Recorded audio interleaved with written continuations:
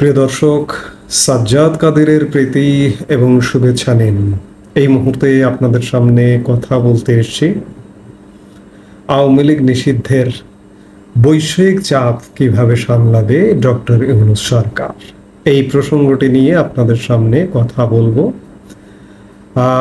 আপনারা জানেন ইতিমধ্যে আওয়ামী লীগ নিষিদ্ধ, আওয়ামী লীগের কার্যক্রম নিষিদ্ধ, দল হিসেবে নয়। আওয়ামী লীগকে নিষিদ্ধ করেছে গত 10 মে উপদেষ্টা পরিষদের বৈঠকে বাংলাদেশে একটা অন্তর্বর্তীকালীন সরকার। এই সরকারটি একটা বৈঠক করেছে, করে আওয়ামী লীগকে নিষিদ্ধ করে দিয়েছে, আওয়ামী লীগের কার্যক্রম নিষিদ্ধ করে দিয়েছে এবং 12 মে এটি একটি প্রজ্ঞাপনের মাধ্যমে জারি করে নিষিদ্ধ করেছে। এরপর থেকে বাংলাদেশে খানিকটা বলতে পারেন যে চুপচাপ। সরকারের ভেতরেও তেমন কোনো হম্বিতম্বি নেই সেই অর্থে, মাঠেও সেরকম সেই অর্থে খুব যে একটা দলকে, এত বড় একটা দল, বাংলাদেশের বিশাল জনগোষ্ঠী সমর্থিত একটি রাজনৈতিক দল বাংলাদেশে নিষিদ্ধ হয়ে গেল। এই নিষিদ্ধের মাধ্যমে যদি বাংলাদেশে রাজনৈতিক শূন্যতা তৈরি হলো, এটি যদি বলেন তাহলে ভুল হবে না। বাংলাদেশে প্রধানত দুটো রাজনৈতিক দল, একটি আওয়ামী লীগ আর একটি বিএনপি, অর্থাৎ একটিকে মাইনাস করেই দেওয়া হলো। এমনকি নির্বাচনেও অংশগ্রহণ করতে পারবে না। নির্বাচন কমিশন যেহেতু নিবন্ধন বাতিল করেছে, সেই হেতু নির্বাচনে অংশগ্রহণ করবারও কোনো সুযোগ নেই। সেই জায়গায় আবারও একটি একতরফা নির্বাচন, এবং সেই নির্বাচনে বিএনপি ধরেই নিচ্ছে যে তারা ক্ষমতায় চলে যাবে।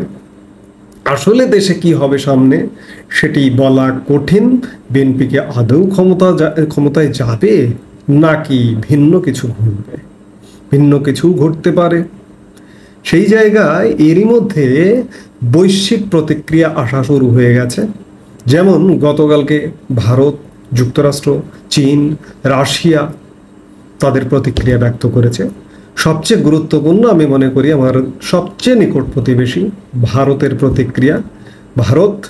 গতকালকে ভারতের পররাষ্ট্র মন্ত্রণালয়ের নিয়মিত ব্রিফিংয়ে, সংবাদ ব্রিফিংয়ে পররাষ্ট্র মন্ত্রণালয়ের মুখপাত্র রণধীর জয়সওয়াল তাদের ভারতের পক্ষ থেকে প্রতিক্রিয়া জানিয়েছেন।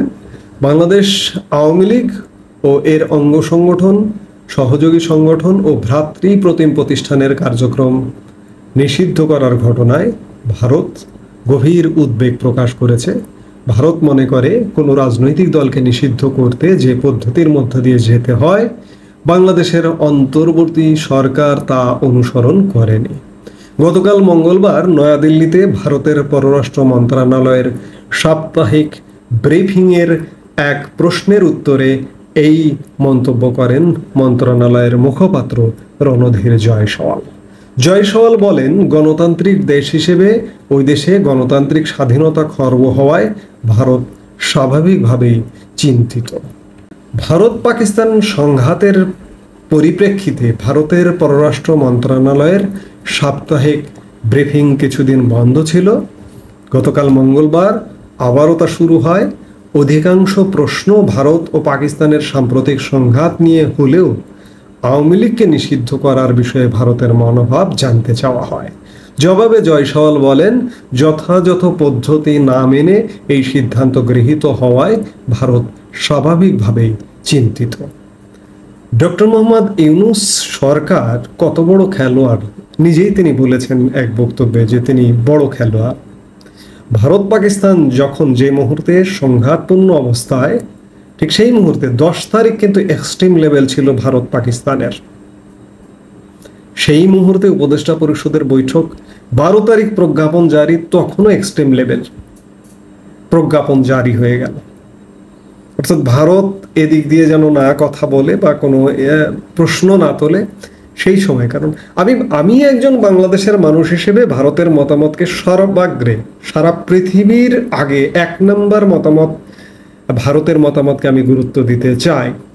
নানা কারণে আপনি যদি একটু খোলা মন নিয়ে একটা নিউট্রাল নিরপেক্ষ জায়গায় দাঁড়িয়ে বসে যদি চিন্তা করেন যে ভারত বাংলাদেশের জন্য কতটা গুরুত্বপূর্ণ, সেই জায়গায় আপনি ভারতের মতামতকে গুরুত্ব দেবেন। রণধীর জয়সওয়াল উদ্বেগ প্রকাশ করেছেন। জয়সওয়াল আরও বলেছেন যে গণতন্ত্রে কাজের একটা পদ্ধতি আছে, আওয়ামী লীগকে নিষিদ্ধ করা হয়েছে সেই গণতান্ত্রিক পদ্ধতি না মেনে। সঙ্গত কারণে এটি এক উদ্বেগজনক ঘটনা। গণতান্ত্রিক দেশ হিসেবে ভারত স্বাভাবিক কারণেই উদ্বিগ্ন, কারণ এর মধ্য দিয়ে গণতান্ত্রিক স্বাধীনতা খর্ব করা হয়েছে এবং সেই কারণে বাংলাদেশের রাজনৈতিক পরিসর সংকুচিত হয়ে যাচ্ছে। জয়সওয়াল এ প্রসঙ্গে ভারতের পুরনো মনোভাব স্মরণ করিয়ে দিয়ে বলেন, আমরা চাই বাংলাদেশে দ্রুত, সুষ্ঠু, অবাধ ও সবার অন্তর্ভুক্তিমূলক নির্বাচন অনুষ্ঠিত হোক। জয়সওয়ালের মন্তব্যের জেরে বাংলাদেশের একজন খুব বিখ্যাত প্রেস সচিব আছেন, তিনি একটা পাল্টা জবাব দিয়েছেন গতকালকে। তিনি বলেছেন বাংলাদেশের নির্বাচন অভ্যন্তরীণ ব্যাপার এবং ইত্যাদি বিভিন্ন কিছু বলেছেন। অর্থাৎ তিনি তার বক্তব্যের মাধ্যমে এটি বোঝাতে চেয়েছেন যে এটি নিতান্তই বাংলাদেশের ব্যাপার, ভারত এটি নিয়ে নাক গলাতে পারে না। তার বক্তব্যের সারমর্ম এটি। আবার মার্কিন যুক্তরাষ্ট্রের ব্রিফিংয়েও সাংবাদিক প্রশ্ন করেছিল আওয়ামী লীগের কার্যক্রম নিষিদ্ধ প্রসঙ্গে মার্কিন পররাষ্ট্র দপ্তরের উপমুখপাত্র টমি পিগড বলেন, গণতান্ত্রিক প্রক্রিয়া ও মত প্রকাশের স্বাধীনতাকে সমর্থন করে যুক্তরাষ্ট্র। সেটিও ঘটেছে গতকালকে মঙ্গলবার ওয়াশিংটন ডিসিতে নিয়মিত ব্রিফিংয়ে আওয়ামী লীগের কার্যক্রম নিষিদ্ধ করা নিয়ে সাংবাদিক দস্তগীর জাহাঙ্গীর যুক্তরাষ্ট্রের মতামত জানতে চাইলে এসব মন্তব্য করেন টমি পিগড। টমি পিগড বলেন, আমরা জানি যে বাংলাদেশের অন্তর্বর্তী সরকার বিচার শেষ না হওয়া পর্যন্ত আওয়ামী লীগের যাবতীয় কার্যক্রম নিষিদ্ধ করেছে। আমরা বাংলাদেশের কোনো একক রাজনৈতিক দলকে সমর্থন করি না। আমরা একটি মুক্ত গণতান্ত্রিক প্রক্রিয়া ও প্রত্যেক ব্যক্তির জন্য ন্যায়সঙ্গত ও আইনি আচরণে বিশ্বাস করি। টমি পিগড আরও বলেন, আমরা বাংলাদেশ সহ সব দেশের প্রতি আহ্বান জানাই তারা যেন মত প্রকাশের স্বাধীনতা, শান্তিপূর্ণ সমাবেশ ও সব সংগঠনের স্বাধীনতাকে সম্মান করে। এটা বাংলাদেশ সহ সব দেশের প্রতি যুক্তরাষ্ট্রের আহ্বান। অর্থাৎ আমরা মোটা দাগে ভারত এবং মার্কিন যুক্তরাষ্ট্রের মতামত পেলাম যে মার্কিন যুক্তরাষ্ট্র বলল যে সব সংগঠনের এবং শান্তিপূর্ণ সমাবেশের স্বাধীনতা যেন খর্ব করা না হয়, এটি মার্কিন যুক্তরাষ্ট্র সমর্থন করে। অর্থাৎ আওয়ামী লীগের যে নিষিদ্ধ করা হলো কার্যক্রম, এই নিষিদ্ধর বিরুদ্ধে মার্কিন যুক্তরাষ্ট্রেরও অবস্থান। একই সাথে চীন, রাশিয়া তারাও প্রতিক্রিয়া জানিয়েছে যে আওয়ামী লীগের নিষিদ্ধ কার্যক্রম নিষিদ্ধ করাকে উদ্বেগ প্রকাশ করেছে।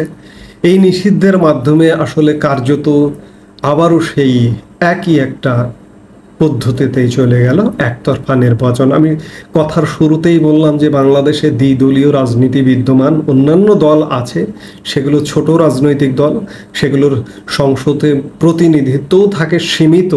সেই জায়গা থেকে প্রধান দুই রাজনৈতিক দল আওয়ামী লীগ এবং বিএনপি।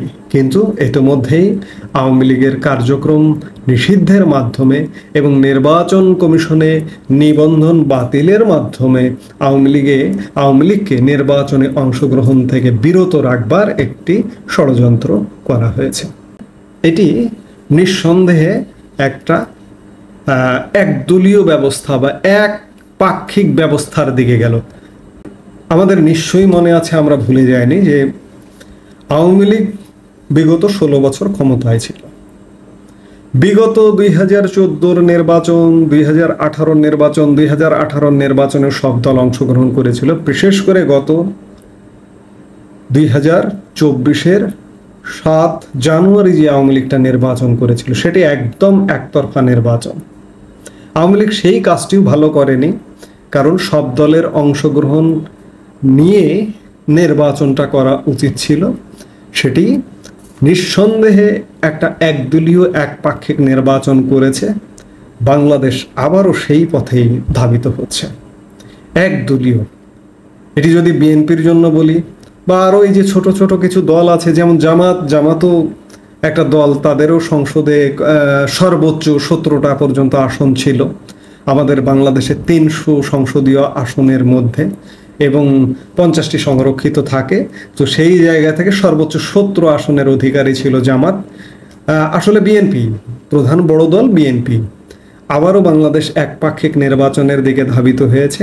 এই একপাক্ষিক নির্বাচন আসলে সারা পৃথিবীতে গ্রহণযোগ্য হবে না। আবারও যদি নির্বাচন সহসা হয়, আদৌ বাংলাদেশে নির্বাচন হবে কিনা এটি বলা কঠিন, কারণ আগামী 2, 4, 5 বছরে, কারণ এই যে একটা সরকার পতন হয়েছে, হবার পরে ইতিমধ্যে আমরা 10 মাসে অবস্থান করছি, প্রায় 1 বছর হতে চলেছে। নির্বাচনের কিন্তু কোনো খবর নেই, নির্বাচনের কিন্তু কোনো রোডম্যাপ নেই। সেই জায়গায় আমার মনে হয় না যে আগামী 2-1 বছরের মধ্যে এই অন্তর্বর্তীকালীন সরকারটি নির্বাচন করতে চাইবে, সেটি মনে হচ্ছে। কিন্তু যদি নির্বাচনটি হয়, তাহলে এখানে সব দলের অংশগ্রহণের সুযোগ থাকছে না।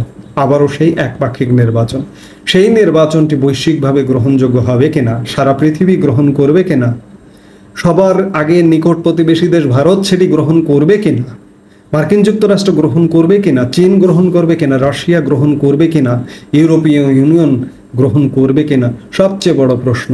অর্থাৎ বাংলাদেশ সংকট থেকে বেরোতে পারলো না, সংকট কাটিয়ে উঠতে পারলো না। বাংলাদেশে যে একটা সুষ্ঠু স্বাভাবিক রাজনৈতিক ধারা, এটি আদেও কখনো হবে কিনা সে ব্যাপারে যথেষ্ট সন্দেহ সংশয় আছে। আজকে বাংলাদেশের স্বাধীনতার 54 বছর পেরিয়ে গেছে। এই 54 বছর বয়স হয়েছেও বাংলাদেশে একটা সুষ্ঠু স্বাভাবিক ক্ষমতার পট পরিবর্তন আমরা দেখতে পাচ্ছি না। বড়ই দুঃখের, বড়ই কষ্টের, বাংলাদেশবাসীর জন্য অবশ্যই কষ্টের। সেই জায়গা থেকে আমি প্রশ্ন করছি যে বৈশ্বিক চাপ ডক্টর ইউনূস সরকার ঠেকাবে কিভাবে, কিংবা এইভাবে নিষিদ্ধ করে ডক্টর ইউনূসকে একটা নির্বাচন করতে পারবে কিনা, আদৌ ডক্টর ইউনূসের সরকার টিকে থাকবে কিনা, সেই প্রশ্নগুলো এসে যাচ্ছে। এখন এই প্রশ্নগুলোর উত্তর পেতে হলে সামনের দিনগুলোতে আমাদের দেখতে হবে আগামী নিকট ভবিষ্যতে কি ঘটতে যাচ্ছে, সেটি দেখবার জন্য আমাদের অপেক্ষা করতে হবে। এই মুহূর্তে এ পর্যন্তই। সবাই ভালো থাকুন, সুস্থ থাকুন। আমাদের ভিডিওগুলো নিয়মিত পেতে সাবস্ক্রাইব করুন Sajjad Kadir and the legends YouTube channel এবং লাইক, কমেন্ট, শেয়ার করে সাথে থাকুন।